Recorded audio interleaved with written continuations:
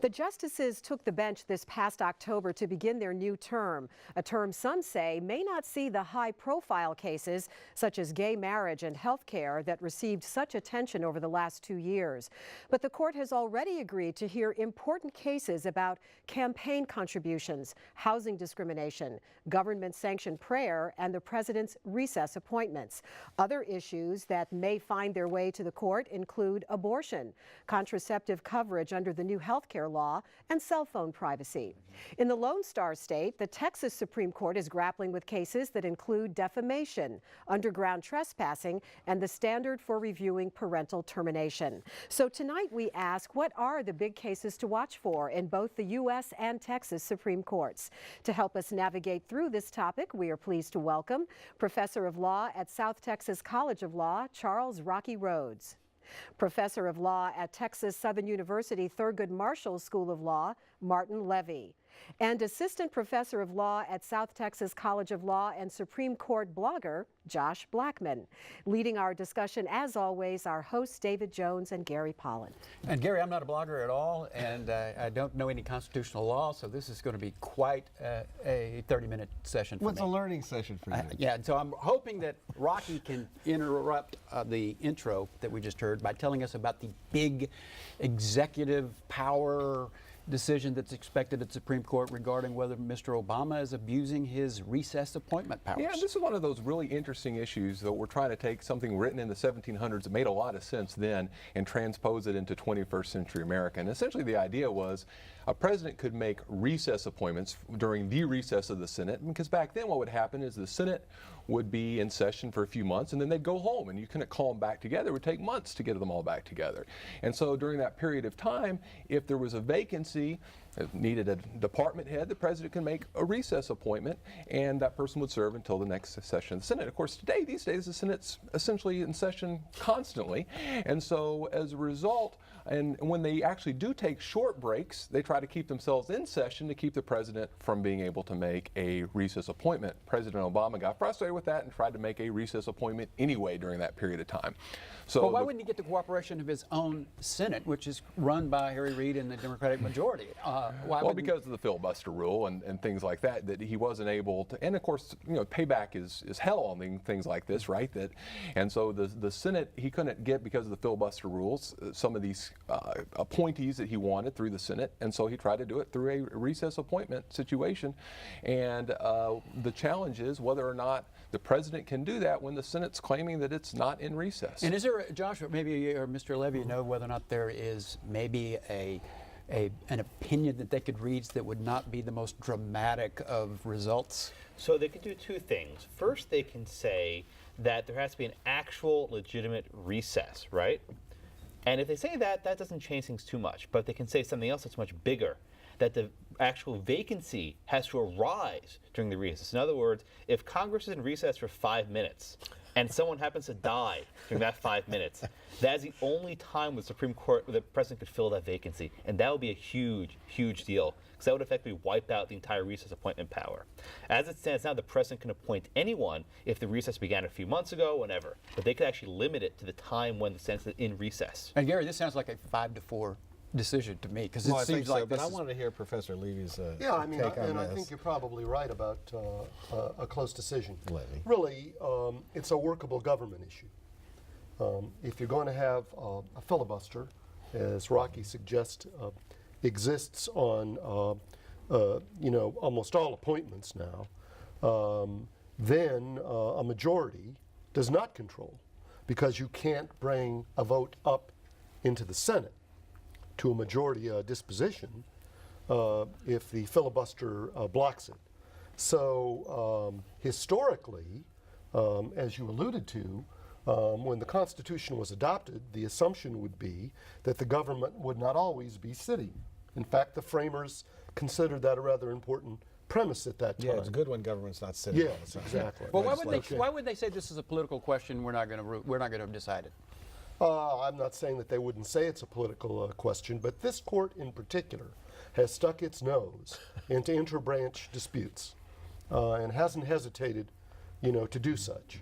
And when the Constitution was adopted, you had a workable government problem, if in fact the Senate was in recess and you needed an appointment for an administrative function of the government to be workable, that's why they allowed recess appointments.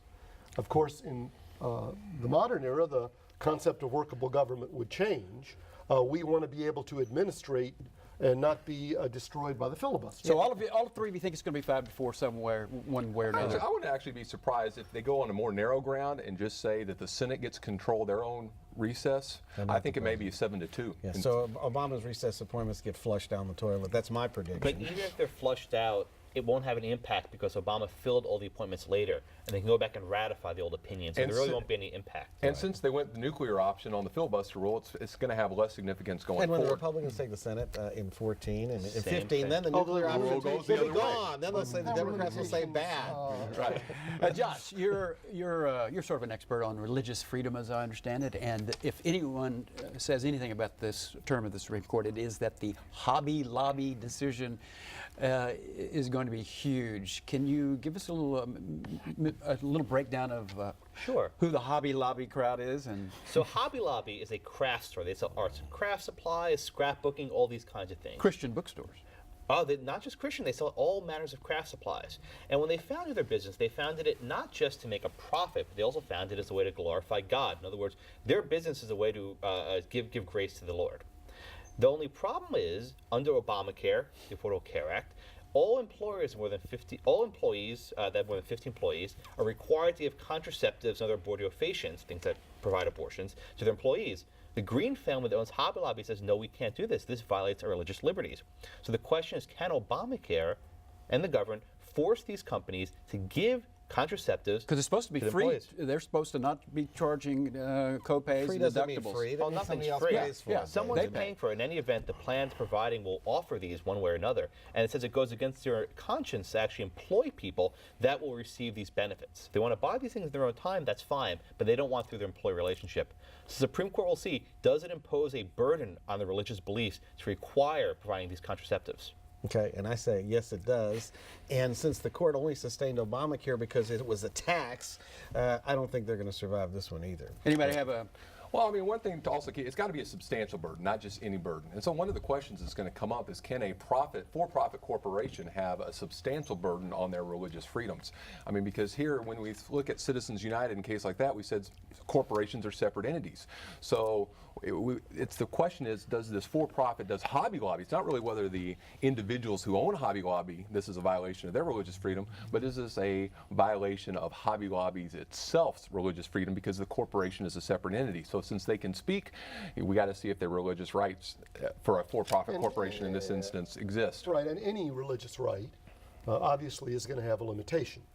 For example, if I advocate ritual murder as a part of my religious practice, the state's going to have a compelling purpose in limiting such. It depends who you want to murder. Yeah, and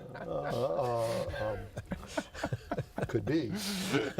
But what strikes me about this, and I think this is a significant American issue today, is that if a religious entity, which really, as Josh explained, Hobby Lobby, though it's a for-profit corporation, wants to cast itself as, if they want to say, you can't be a member of my faith if you believe in reproductive control, I would argue that's the purpose of freedom of expression. And if you don't want someone to be a member of your faith and practice of that, if they don't commit themselves to that, that's what freedom of religion is all about. But it's a different issue if I'm working for Hobby Lobby and I'm not a member of their faith, and they tell me I have to practice their ritual, and they can discriminate against me because I won't abide by their faith. And I have an objection there. And particularly with these for-profit entities, there's kind of an undertone there that's very significant in terms of how this affects individuals who are not of their faith. In other words, if I work for Hobby Lobby and I agree with them, I don't have to take part in reproduction control. Where do you want it to end up, Rocky, this case? Where do you want it to end up? I would like them to say that religious corporations do have free exercise rights, and but I would also like them to say that we need to really show that there's a substantial burden on those rights, and it's on the corporation, not on the individuals. You agree, Josh? That sounds about right. The crux of this case is how much is it burdening the religious freedoms of the Green family and the company they own to give these products to people? And it's an open question of how much of a burden that is. Well, and I would adamantly disagree because, as I stated, a few seconds ago, reproduction is an individual issue in terms of a woman, a female, and her doctor. Nothing's stopping them from buying the products themselves. But there certainly is a much different circumstance if I am denied health care that's to be provided to me under the law. Yeah, well, that's there's an important a legitimate question whether that's even health care at all, but that's different. I want to talk about, Josh, as we move on, I want to talk about a case that is coming before the court, McCutcheon versus FEC, about campaign limits and how much money people or entities can donate without running afoul of limits. And why don't you explain what this issue is and where you think we're going? So this case is often called a sequel to Citizens United, but I think that's a little bit overdrawn. So Citizens United asked the question, can corporations give money, and is that speech? And the court said in many respects it is. This case is a little bit different. It refers to something called aggregate limits. So you can give roughly $2,000 to one candidate, $2,000 to another candidate. But what happens if you give $2,000 to like 20 candidates? The law effectively says you can't give to a 21st candidate, that there's a cap on the aggregate limits. So this question will present to the court the issue of how many limits can be put on who you can donate to.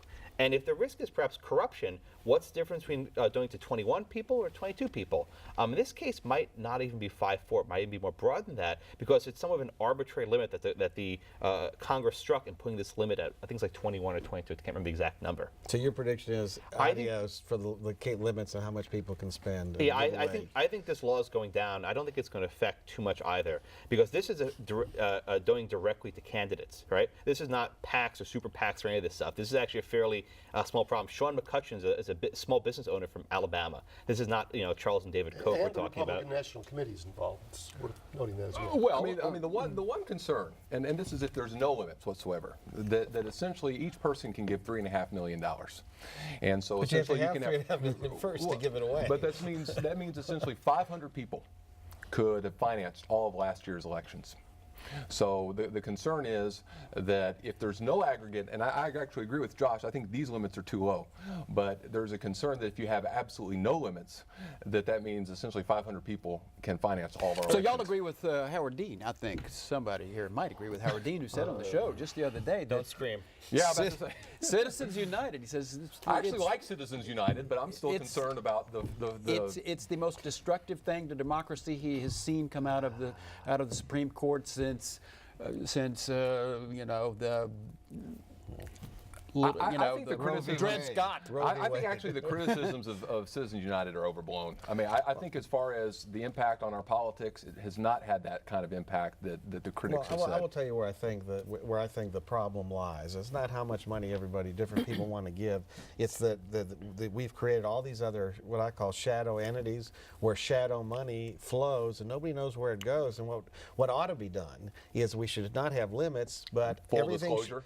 Full disclosure going to the candidates or to the party committees. Nobody needs a tax exemption, though. I mean, an IRS is Who about asked for a tax exemption? Well, a lot of them get. You don't tax get a exemption. write-off for They're donations nonprofits. if you ever made one. Established nonprofits. Well, there's 501c3 and C4. There's a difference. The C3s are nonprofits.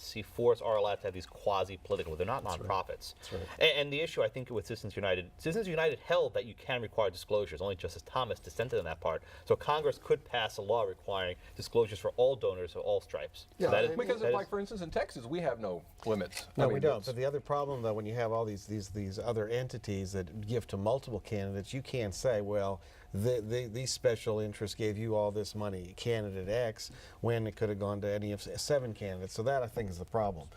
Next area that we want to discuss is affirmative action in the Michigan case. Mr. Levy's got Yeah, that. Professor. I think it's Professor. Levy to you. Yeah. I think it's an interesting case, most particularly because of the circumstance of the litigation coming out of Texas last year, the Fisher decision. prior to Fisher, in another Michigan case, the Supreme Court had held that race was a permissible criteria for admission to a public institution in order to achieve diversity. But they indicated that they would very strictly scrutinize any state process that included race as an admission criteria to make sure that it only played a role, it was only a part of the decision-making process, it did not predetermine the decision. Now, And the Michigan voters weighed in on this. well, the Texas litigation weighed in first, Right. and they complained and argued that the Texas-based inclusion of race as a part of the admission process violated the circumstance that we just talked about. And in very interesting opinion, because I think we talked about this last year. Last year we did. The court surprised a few people by, in essence, saying, look, we meant strict scrutiny. We meant you better look at this very closely, and held that our circuit court did not do such, and remanded it for them to look at it closely. So Now, what happened in Michigan, please? in Michigan, in response to the court's ruling that race could be a factor, that diversity was a compelling purpose, the state of Michigan passed a constitutional amendment to its state constitution banning the use of race in the admission to its public universities. And the question in this case is that constitutional? Now we have... In other words, Detroit got outvoted. Well, we have a long, kind of a long history now of some decisions that the court has held that you cannot use the political majority to discriminate against a group on a racial basis. This would be kind of similar to the decision in the Prop 8 case in California last term, which I think we also Oh, because discussed. how's it going to end up, Josh? This case that So Mr. Levy is telling us I think about. this case, the problem is we're dealing with some precedents from the 1980s that no one likes anymore. These Well, cases Josh say, may not like them. Don't say no one, because all you need is one to respond to no one. well, I think these positions kind of fallen into desuetude. They haven't really been relied on. Right. Can a majority use a political process to punish a minority, right? So if the court abandons those principles, which from the arguments it looks like they're going to, this provision is unconstitutional. It comes down to this. Affirmative action is barely constitutional. How can it be unconstitutional to prohibit it, right? If affirmative action survives by the skin of its teeth, how can it be unconstitutional for a state to decide we do not want it? And that seems to be a very precarious position for the Supreme Court to hold. Well, how about the question that we go back to instead of talking about legalese and the decision is race as a factor in admission. So I throw out a question for you. Let's say the University of Houston was looking at a couple of candidates and they're interested in having a diverse student body, which I think most universities are, and it finds out that they're considering an Hispanic candidate and an Asian candidate and everything's equal except proportion of student body, let's say the Hispanic numbers aren't really where they want them to be. Can you then use race as a factor, with all things other being equal, to say we'll take the Hispanic student over the Asian student? So it's in reality. what the Supreme Court held in the Michigan affirmative action case from a decade ago is that race can be used as a plus factor, right? So as long as everything else is being equal, race can be kind of considered into it. So your answer is the Hispanic can get in. At least under current Supreme Court precedent, I think that is the answer. Yes, that's Well, right. one could argue, by the way you framed the facts, really, Gary, that if it's determinative, fair enough, it's not constitutional. But you've hit the loophole, okay? It's one He's thing, full of loopholes. Oh, well, he's doing a good job here, because it's one thing to say a race can only be a part of the process, but you can structure a statistical scenario where every other part of the process is even, and then argue, does this mean it's just a part of the whole, or does this mean it's determinative? And the Supreme Court's got themselves in this situation. They'd kind of have to decide that one. And now we have the abortion question, because we can't. it's always here. We never get away from it. It was introduced in the intro, so we got to talk about it. You know, in Massachusetts, it's a crime if you are interfering as a speaker by being within 35 feet of someone who is going into an entrance and exit or driveway of an abortion clinic.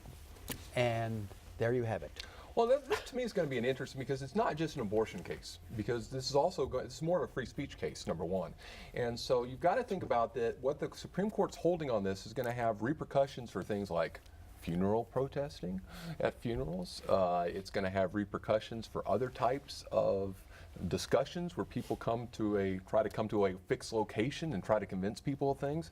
And these kind of buffer zones have been used by a lot of places to try to diminish some of the hostility around these. And so there's a very interesting free speech question that's going to be way past just abortion that the court's going to have to try to balance in this case. Is it not decisive that the Colorado case? The Colorado case had had a 8 different feet, It had a different buffer. The Colorado case buffer was essentially, this one is a 35-foot no entry zone, whereas the Colorado buffer was, I had to stay about 6 feet away, like the distance between me and you. I could talk to you all the way up to the clinic, but I had to give you some room, and I couldn't approach too close to you without permission. Without permission. Right. And so to me, the court could strike this one down and say the 35 feet is too big, but still abide by the Hill versus Colorado idea that you can't get too close to people and shout at them and things like that, which is really where more of the concerns are a lot of these situations. Well, we also have a Supreme Court in Texas, and there was Linda mentioned in the introduction about some of the issues the Supreme Court will be dealing with in this term, in the future. Of course, there's the way they work. You get opinions when you get opinions. It's not like the Supreme Court, where if it's argued, you normally get the opinion that same year of session. So one of the issues bubbling up through the courts is going to be school finance. Anyone want to opine on? I mean, it seems like we revisit this topic, every 5 or 10 years? It never goes away. Yeah, we do. We had a circumstance, time-wise, happening a few years ago where we had the Kirby case in Texas, which I had a chance to do some briefing on, really raising some of these kind of fundamental issues. Because here, the Texas Constitution prescribes, a mandate for the equal funding of education. The legislature shall provide for an efficient system of public free schools. That's and, right. and the Texas Supreme Court has interpreted that efficient to mean that there's got to be some equality, not just. So you all anticipate that when this case finally gets to the Supreme Court, we're going to be redoing our finance system again? This may be our 5th time to go. We've done this. They've struck it down 4 times so far. This may be number 5. Why wouldn't the Attorney General of Texas do what the Attorney General of the United States is doing in same-sex marriage cases? Virginia, Nevada have Attorney Generals that are refusing to enforce constitutional provisions of their states that have same-sex marriage. Why wouldn't Greg Abbott just say, I'm not going to defend the state of Texas? I'll have to be, Because he wants to defend the state Yeah, of well, he Texas. wants to defend, and there are arguments that this is constitutional. It's not like it's so ridiculous. The idea is that the Attorney General's obligation is he's supposed to defend the law, whether he agrees with it or not, unless he has a strong basis to say that it's unconstitutional. And that's basically the job of the Attorney General. Now, there is a point at which he can just confess error, but I'm not sure that this is a situation in which he should confess error under these circumstances. That's what Holder's doing, though. Well, that's because he's not doing his job. That's what he just told you. Well, I don't think, in a way, I don't think, Gary, that's fair, because even though all of us teach constitutional law, and we would probably be advocates of judicial review, the Supreme Court, for example, being the ultimate arbiter of our Constitution, it's still important that the legislative and executive branches determine the constitutionality of their own conduct on an independent basis without any necessary reference to the court. In other words, every member of government is obliged to act constitutionally and should make those decisions. So, So the president refuses to enforce marijuana laws. I'm not sure what the constitutional argument there is. That's a good question. prosecutorial discretion, which by the way, would be an argument, maybe not constitutional. And banks but are the getting- courts banks are would- getting the waivers courts- on deposits. Yeah, the courts would permit it. To me, it may not take much to shock me, but if the Texas Supreme Court struck down the legislature's basis for financing our public schools, whatever it is, I'd be shocked. Interesting.